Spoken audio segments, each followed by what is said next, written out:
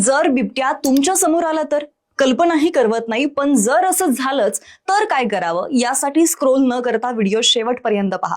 सुरुवातीला बिबट्या हा अत्यंत लाजाळू प्राणी आहे, त्यामुळे शक्यतो तो समोरासमोर यायला टाळतो. पण अचानक तुमची आणि त्याची आमने-सामने भेट झालीच तर मात्र धोका वाढू शकतो. अशा वेळी पळू नका, कारण बिबट्या खूप वेगवान असतो आणि पळणाऱ्या प्राण्यावरती तो पटकन झेपावू शकतो. त्याऐवजी दोन्हीही हात वर करा, स्वतःला मोठं दाखवा आणि जोरात ओरडा. यामुळे त्याला वाटतं की त्याच्यापेक्षा मोठा प्राणी हा त्याच्या समोर उभा आहे आणि तो मागे हटू शकतो. बिबट्या दूर असेल तर त्याच्याकडे पाठ न करता हळूहळू मागे सरका. झाडावरती चढण्याचा प्रयोग करू नका, कारण बिबट्या सहज झाडावरती चढू शकतो. जंगलाजवळ राहणाऱ्यांसाठी रात्री शेकोटीप्रमाणे आग लावा. प्राणी जवळ येत नाहीत. मागच्या डोक्यावरती मानवी मुखवटा घातला तर पाठीमागून हल्ला होण्याची शक्यता कमी होते. एकटे न जाता गटाने शेतात जा. आता बिबटे सहसा माणसांवरती शिकार म्हणून हल्ला करत नाहीत, पण भीती वाटली तर नक्की ते हल्ला करू शकतात.